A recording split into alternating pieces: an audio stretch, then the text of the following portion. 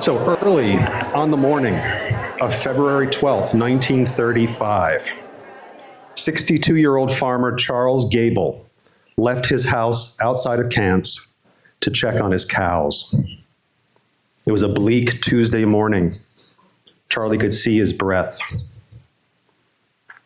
He had just had breakfast, ham and eggs made by his wife Laura and their maid Edith. I don't have a picture of Charlie Gabel, so these AI approximations. He had a milk pail in one hand and a lantern in the other hand. He made his way over to the barn. Charlie Gabel was a short man. We know that because he won the shortest man competition at the Selinsgrove New Year's Day parade in 1914. That earned Charlie $1. So he didn't have to stoop when he opened the creaky barn door and went in. Somebody else was already inside. They smashed Charlie over the head with a hammer. He fell face first to the frozen ground and was shot from behind through the neck. The bullet severed his spinal cord. Although he would be found shortly thereafter, the bullet never exited his body, so it was a clean wound. It would be a few hours before anyone thought that he had died from unnatural causes. When a mortician in Mount Pleasant Mills discovered the bullet hole, what was thought to be a heart attack suddenly became something else entirely. The Charles Gabel murder sheds light on the shadowy world of crime that lurked at the intersection of the automobile age and the Great Depression. Better roads and more cars made more people mobile. It was easier to circulate among strangers, beyond the watching eyes of relatives, neighbors, and other people who might know too much about you. Meanwhile, the Great Depression swept over central Susquehanna Valley in waves. Loosened social connections and tough economic times created opportunities for mischief. So let's unravel this murder carefully. Charles Gabel was born in 1872 in Snyder County. He was the son of a lumber dealer. His first wife of 16 years, Cora, died in 1910. He moved to North Dakota for a few years and then returned to the Valley. He married Laura Kaltreiter in 1915. He was 43 and working as a railroad clerk. She was 30 and was a teacher. Charlie and Laura moved to a farm on the Isle of Kew. Then in 1928, they bought the farm near Cants. The couple were members of the Salem Lutheran Church. They had 3 grown kids from Charlie's first marriage, Marie, Leroy, and Helen. In January 1920, when Charlie and Laura were living on the Isle of Kew, national prohibition went into effect.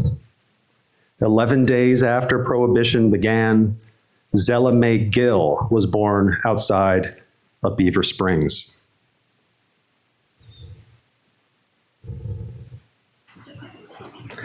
Zella Gill's first 15 years read like a police blotter. Booze flowed through Lewistown in the early 1920s. Authorities got word that it was coming from the hills of western Snyder County. The Mifflin County DA was hell-bent on rooting it out. So when we're thinking about our locations today, we are here, this is Selinsgrove. The Gabel farm, where the killing occurred, is in Cants, there. And this is the world of Zella Mae Gill. In November 1924, the DA attorney, the DA in Mifflin County, led a sting operation with state police on the farm of 56-year-old John Gill, known locally as Reverend Gill, or Rev. Gill had 3 sons, Charles, 32, Rush, 30, and Lester, 24. Lester Gill was Zella Mae's father. The Gill estate sprawled along either side of Back Mountain Road at the base of Jack's Mountain. This was remote land, just a dozen miles from the county seat, but perfect for turning away strangers and making moonshine. This was the world in which Zella Mae Gill grew up. She was 4 years old when that raid occurred. Her father, Lester, was arrested when authorities found a still and 100 gallons of whiskey mash on his farm. He was pinched again when she was 6 and again when she was 9. In that last case, the grand jury threw the case out due to the 7 kids who relied on his income to feed them. Zella was smack dab in the middle of those children. Here's the family tree. Lester and Bertha have Zella and a whole bunch of other kids. Lester, his brothers, and his father were good at getting arrested and even better at making bail. The money they made from bootlegging made it a small matter to pay bail of $100 or $1,000 within a few hours. $1,000 in 1924 is the equivalent of about $19,000 today. When Uncle Rush led police on another high-speed chase in 1927, authorities jugged Zella's father and made him take them to any location he knew of where they could find a still. He chose a spot on an abandoned farm 5 miles northeast of Middleburg. Lester claimed to know about the still through people in town, but he couldn't remember who had told him about it or which town for that matter. They put him in the cooler to work on his memory. In 1930, when Zella was 10, her father drew federal prohibition charges and was sent to a prison outside of Atlanta for 6 months. The mayhem surrounding the Gill family is hard to overstate. In the 2 years before the Gabel murder, Rev Gill filed charges against a man whom he claimed had enticed Zella across state lines. That case was dropped.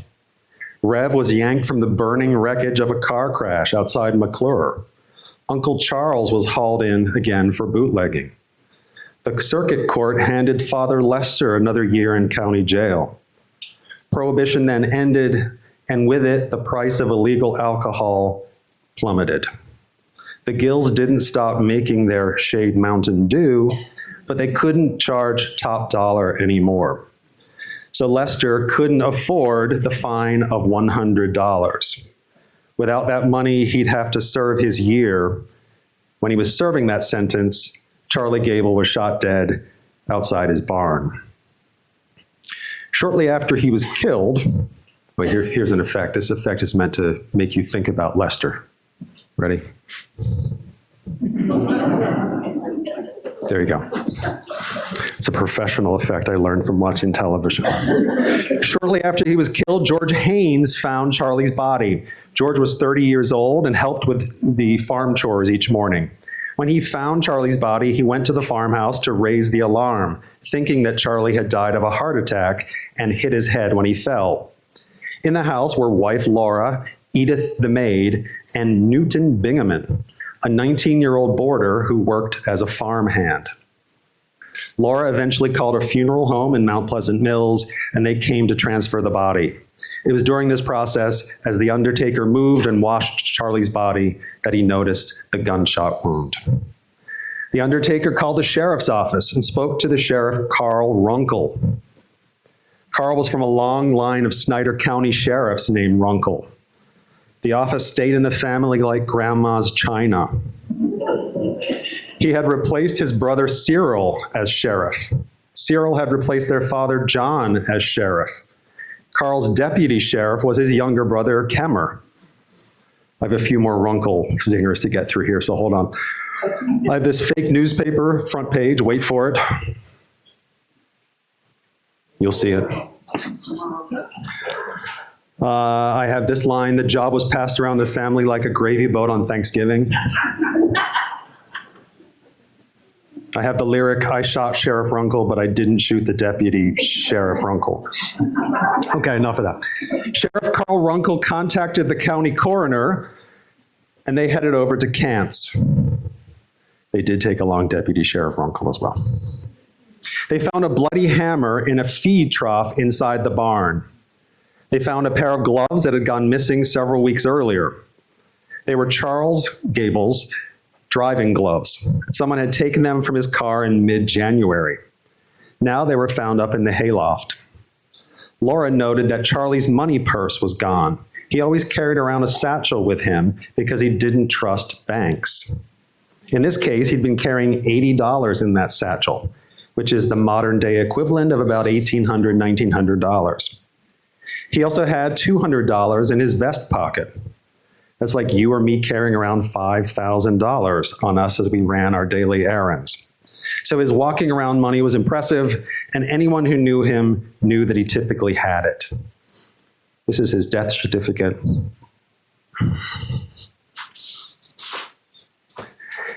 Sheriff Runkle spoke to neighbors gathered in the front yard.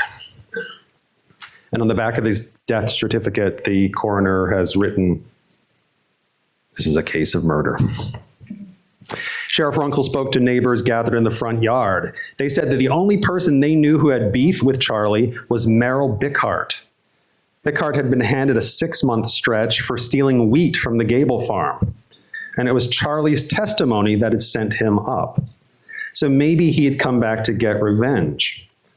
But Runkle knew that Bickhart was still in the Middleburg jail. By evening, state police had picked up 2 men for questioning. One was Newton Bingaman.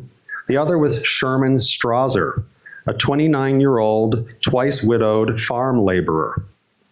Strasser had recently worked for the Gabels too. He had left the job 2 weeks earlier, angry about his pay and what he saw as Charlie's iron fist. George Haynes, who found the body, had replaced Strasser as the farm worker. And Sherman Strasser had $4 in his pants pocket and $22 stuffed in his shoe. He also had bloodstains on his clothes. Sherman Strasser grew up on a rented farm near Port Trevorton. He quit school and worked as a laborer from the age of 16. The grind of hired work and the prospects of little more on the horizon frustrated him. He was known to siphon gas from parked cars. When he met Zella Gill, she was like a light at the end of his tunnel. Zella and Sherman got wise to each other in Selinsgrove in the summer of 1934. She had wheels through her older brother, and Selinsgrove was a low-key hangout for teens from the country. Zella was 15 and Sherman was 28. He was twice widowed. Both wives died during childbirth. Neither the 13-year age gap nor the 45-minute drive from Selinsgrove to Back Mountain Road deterred the two from becoming more than friends. Strasser said they lived like man and wife in Zella's house most of that autumn. The press picked up on the term they used for cohabitating. They bundled, he said. Here's how one magazine explained it. The bed occupied by the young couple is equipped with a bundling board, a wooden partition that separates the bed's 2 occupants. The girl is encased in a bundling bag, the procedure usually followed in Pennsylvania today. The mother of the girl encases her in a bundling bag, tying the bag at the neck when she leaves the lovers alone. Bundling is considered a sure sign of approaching marriage, end quote. When police searched the Lester Gill estate, they found $49 hidden under steps in the barn. Added to the 4 in Strasser's pocket and the 22 in his shoe, police had 75 of the missing $80. With Bingaman and Strasser in the barracks in Lewistown, stories started to spread. Zella turned 16 2 weeks after the murder, and it emerged slowly that she and Strasser were supposed to marry on her birthday. But her father, Lester, was holding firm to the position that if he was to sign off on this marriage, then he would need $100. From his jail cell in Middleburg, he was extorting his would-be son-in-law, who was already running on fumes. Strasser had recently caught a fine for driving a car that hadn't been registered for 2 years. So he had a $12 fine to pay the county, a $100 convenience charge to pay his 15-year-old girlfriend's father, and an impending marriage to fund. After a few days in jail, Sherman's mother visited him from Port Trevorton. She told her son to tell the truth, and he promptly confessed to something. His story kept changing. At first, he said he robbed Gabel after someone else had shot him. He heard a shot and saw a man running from the barn, but he needed the money. Then he said that he had shot Gabel after being attacked. He'd stopped at the house for water for his car's engine. Then he saw Gabel coming down the road. He hid in the barn to avoid a scene with his former employer, but Gabel had come in, found him, and threatened Strasser with a pitchfork, he said. It was self-defense.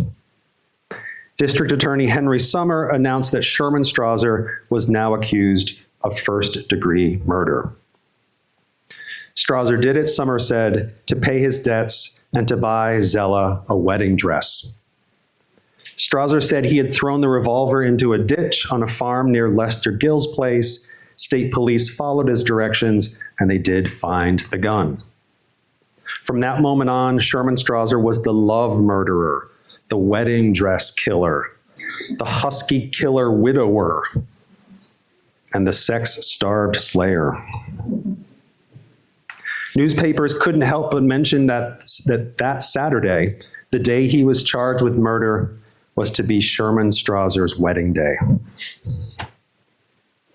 Monday night, Strasser gave it all up. The next day, police collared Zella. She said that she'd known that Sherman was going to rob Charlie Gabel, but didn't know anything about the gun. She was held without charges. A reporter for the Mount Carmel Item talked his way into the county jail to speak with Zella. That paper published a profile of Zella that became the standard portrayal of her in the press. Ignoring the inaccuracies here, I want to quote from this piece to give you the full sense of how people came to know Zella Mae Gill. Petite to the nth degree, affecting an age far beyond her 16 years, Zella Gill, Chapman Township girl, walked unshaken into the sheriff's quarters to pose for her portrait. She was serious in demeanor, but quick to flash a smile in response to a kind word. For the occasion, she donned a long maroon silk dress that nearly touched the floor. She walked without awkwardness or affectation, but with ease and some grace. From her face, one would judge she was in her 20s. This is the girl for whom Sherman Strasser was willing to rob and slay. Shall she be judged incorrigible and sent to a protectory for girls? Shall she be sent to the Muncie home for incorrigible girls? Or shall she be allowed to return to her family, chastened by the awfulness of her experience? Zella was released on probation. She went back to live in her family home. She told reporters that she would no longer marry Sherman if he was ever a free man again. On February 26th, just 2 weeks after the murder, Sherman had his sentencing hearing. He pled guilty, so this moved very quickly. Zella recanted her confession of having helped Sherman plan the robbery. She said that she had signed that confession because the DA had told her she wouldn't be released if she didn't. Laura Gabel testified from the stand to the trauma of seeing her husband dead on the barn floor. Sherman's attorney asked for life imprisonment. The district attorney asked for the death penalty. The judge sentenced him to death. While Sherman sat in the Snyder County Jail, the media tide turned against Zella. She was now portrayed as a siren without a conscience who had led astray a Bible-reading, mother-loving farm boy. A newspaper man from Danville reported that Zella and her mother attended a lively round of square dances over the weekend after Sherman was condemned. The picture on the right there is Zella's parents, Bertha and Lester. A Selinsgrove reporter found Zella in a roadhouse in Aqueduct Hollow, just south of town. After a month of news stories about her and her silence and silence from the DA's office, Zella Mae was arrested on April 9th. A Paxtonville probation officer had sponsored a request for Zella's removal to a home for girls. That's all it took for the police to pick her up on a bench warrant. And here's how William Miller, former Snyder County DA, explained it. It's the old story of a bewitching woman. Now, she is just 16. To possess pretty Zella Gill, pink and 16, Strasser took the death risk. Zella, bright, snappy, quick at repartee, the airs and address of one raised in a city. She sprang from humble ancestry. So too did Madame du Barry, who for a long time ruled France and the throne. It doesn't require high-class blood to bring about strange happenings. This is still the district attorney describing this. Zella's shows up 100 times, Zella's countenance shows up 100 times better than her pictures in the newspaper, this adult man kept saying. She'd fit in at Hollywood, where cheap, stunning feminine attractiveness prevails. She may go to the Muncie Home for Incorrigible Girls, but so far she has not actually committed any legal infractions. End quote. Now, I should say at this point that the Muncie Home for Incorrigible Girls was an actual place. Its actual name was the State Industrial Home for Women at Muncie, but its popular label was the Muncie Home for Incorrigible Girls, and parents used it as a threat of what would happen if their daughters misbehaved. Governor Earl set the date for the execution as the last week of April. He was slated to become the fourth, Sherman was slated to become the fourth prisoner executed that month in Rockview Penitentiary outside Bellefonte. Strasser was on 24-hour watch in his brightly lit cell. Guards did 8-hour shifts watching him through the bars. They kept a huge bag of walnuts with them to keep them occupied. The State Pardon Board heard an appeal of the verdict the week before the date. At that hearing, the state attorney general argued that the county DA had to go after Zella and her parents as accomplices in the murder. He told the press that Snyder County DA's Henry Summers was making a grave mistake if he let it drop. When interrogated, Strasser refused to implicate Zella, but he had plenty to say about her parents. He claimed that Lester had threatened him with charges of corrupting a minor unless he paid him his precious $100. When he said he couldn't get that kind of money, Sherman said, Lester told him that Charlie Gabel had that much dough. Sherman signed an affidavit saying that he had planned the murder with Lester and his wife, Bertha, Lester's wife, Bertha. Lester, Bertha, and Zella were all rearrested and then released a few days later when the DA said he couldn't believe Strasser's statement. And when I say released, only Bertha Gill was truly released. Lester was returned to jail on his prohibition charges, and Zella was returned to the Muncie Home for Incorrigible Girls. DA Summer refused to prosecute, saying he could never get an indictment, let alone a conviction. The state attorney general accused him, the county DA, of being too involved in the case and asked him to assign a special prosecutor. Summer named John Pippa, a Shamokin attorney, as the special prosecutor. He came in like a star to prosecute this case in early May. In the last week of May, Lester, Bertha, and Zella were arrested again and housed in the county jail. At their June 1935 trial, they were acquitted. The jury deliberated for 5 hours before returning a not guilty verdict. They didn't believe Strasser, as the county DA had warned them they wouldn't. The verdict was a moral victory for Summer in his showdown with the Commonwealth. The Selinsgrove Times reported that dark-eyed Zella would soon be sent to the Slayton Farm for Girls outside of Philadelphia. This was on a probation violation from April under the vague heading of being incorrigible. There's that word again. The Slayton Farm was apparently a pretty tough place to live in. When she left the jail, when Zella left the jail on June 22nd to be driven to the State Farm outside of Philadelphia, she was allowed to pass Sherman Strasser's cell. She was quoted as saying, "Good luck." Again, the Slayton Farm for Girls was no picnic. So that was that. In the week leading up to the execution, press coverage focused on the tearless, seemingly emotionless Sherman Strasser, and then nowhere to be seen Zella Gill. Strasser, the husky farmhand now, died on the electric chair on Monday, July 22nd, 1935.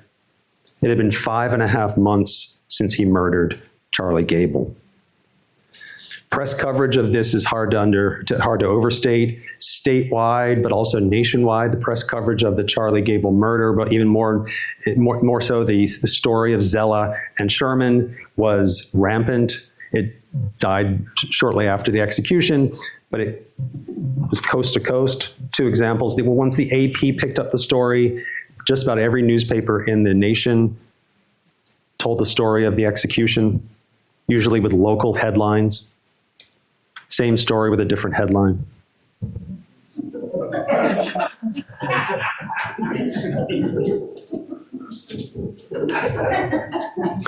And then this became fodder for the pulp magazines, the crime and detective magazines that were starting to become popular and starting to become cheap to buy in the 1930s, well into the 40s and even after the World War II. Magazines, these are actual magazines that held this story. You can see in the middle one, that story down the bottom, Love Bed Alibi. That's the story here. The Zella Gill, Sherman Strasser, Charlie Gable affair was told by these magazines as a salacious piece of Americana. Zella did her time at the Slayton farm. She was released for good behavior early in 1936. When she returned home, her father was there for her, but only for a little bit, because he was hit with another 6-month charge for bootlegging a little later. The Shamokin Dispatch, which always has the best commentary, said, quote, "There's seemingly no end of legal complications for the Gill family of Snyder County."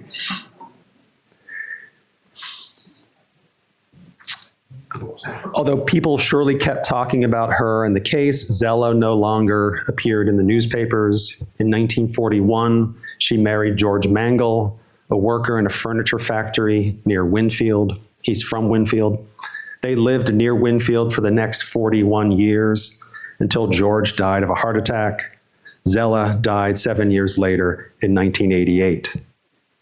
On the other side of the story, I have Charles Gable's great-granddaughter, Michelle Patrick, to thank for more information. One of the Gable daughters, Marie graduated from Susquehanna University in the 1920s. She taught high school Latin in Chester County for 2 decades. She was married for 51 years when she died in Ephrata in 1993. Edith Keister Snyder, who was the Gable's maid. She owned the Tasty Freeze, the Selinsgrove Tasty Freeze. Michelle Patrick told me that that was going to be a winner right there. She and her husband owned the Tasty Freeze starting in the 1950s. She and her husband were badly burned when it exploded in 1956. Edith died in Sunbury at the age of 99 in the year 2005. And then the last piece I have is from Michelle Patrick, Charlie's great-granddaughter, and Moxie Karasek, who's Charlie's great-grandniece. Both of them say that they know people who had lived in the Gable house in Cants since the 1930s, a group who lived there in the 1950s, and then again in the 1970s. Both of these groups of people swore the house was haunted. On a dark winter morning, a 3-blanket morning, if you will, the window blinds might suddenly roll up. Or in the last minutes of daylight in the summer, as the shadows stretch across the fields, you might hear heavy boots on the stairs.